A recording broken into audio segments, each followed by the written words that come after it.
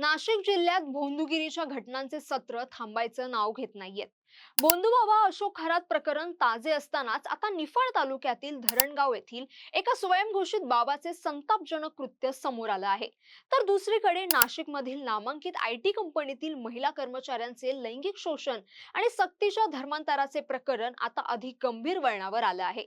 एकंदरीतच नाशिकमध्ये घडलेल्या या घटनांचे प्रकरण राज्यात गाजत असताना नाशिक पाठोपाठ आता मुंबईतही कॉर्पोरेट जिहाद होतोय का असा प्रश्न पडलेला आहे. त्याला कारण ठरलंय ती अग्रीपाडा पोलीस ठाण्यात दाखल करण्यात आलेली एक पीडित तरुणीची तक्रार. नेमकं मुंबईतील कॉर्पोरेट जिहाद हे प्रकरण काय जाणून घेऊयात सविस्तर. नमस्कार, मी जान्हवी जाधव आणि आपण पाहत आहात टाइम महाराष्ट्र. महाराष्ट्रातील नाशिक येथील बहुराष्ट्रीय कंपनी टीसीएस मधील लैंगिक शोषण आणि धर्मांतराचं प्रकरण ताजं असतानाच मुंबईतून धक्कादायक प्रकार समोर आला आहे. मुंबईतील एका मोठ्या कॉर्पोरेट कंपनीत टेलिकॉलर म्हणून काम करणाऱ्या एका तरुणीला तिच्या एका सहकार्याने अश्लील संदेश पाठवल्याचं समोर आलं आहे. या प्रकरणी पीडितेच्या तक्रारीवरून अग्रीपाडा पोलिसांनी गुन्हा दाखल केला असून संताप व्यक्त करण्यात येत आहे. मिळालेल्या माहितीनुसार आरोपीचं नाव अशरफ सिद्दीकी असं आहे.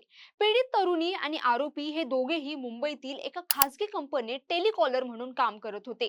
21 एप्रिल ते 23 एप्रिल 2026 या कालावधीत आरोपीने नोकरीसाठी मुलाखतीत आलेल्या मुलींचे मोबाईल क्रमांक मिळवले आणि त्याचा गैरवापर करत त्यांना त्रास देण्यास सुरुवात केली.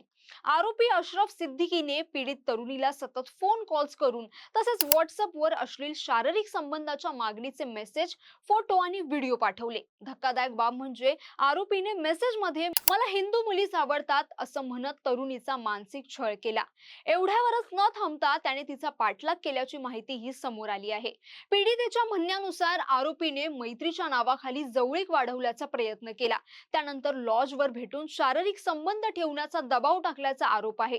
तसेच तिच्याकडून वैयक्तिक फोटो मागून मानसिक छळही करण्यात आल्याचं सांगितलं जातंय. इतकंच नाही तर मुलीला फसवण्यासाठी त्याने सांगितलं की हिंदू मुलींना मुस्लिम मुलंच आवडतात. माझ्या काकांनी 3 लग्न केले, त्यापैकी एक हिंदू आहे, तिला आम्ही सगळी सूट देतो. तू माझ्याशी शारीरिक संबंध ठेवलेस तर पुढे तुलाही पूजा अर्चा करण्याची सूट असेलच असं सांगत आरोपी पीडित मुलींना फसवायचा. तपासादरम्यान आरोपीने आणखी 3 ते 4 मुलींनाही अशाच प्रकारे लक्ष केल्याचं उघड झालं आहे. पीडित तरुणीने ध्येय दाखवत अग्रीपाडा पोलीस ठाणे येथे तक्रार दाखल केली. त्यानंतर पोलिसांनी तातडीने कारवाई करत तांत्रिक पुराव्यांच्या आधारे आरोपीला अटक केली. आरोपीवर भारतीय न्याय संहिता कलम 354 आणि इतर संबंधित कलमांखाली गुन्हा नोंदवण्यात आला आहे. या प्रकरणावर किशोरी पेडणेकर यांनी या घटनेचा तीव्र निषेध करत अशा प्रवृत्तीवर कठोर कारवाई व्हावी अशी मागणी केली आहे.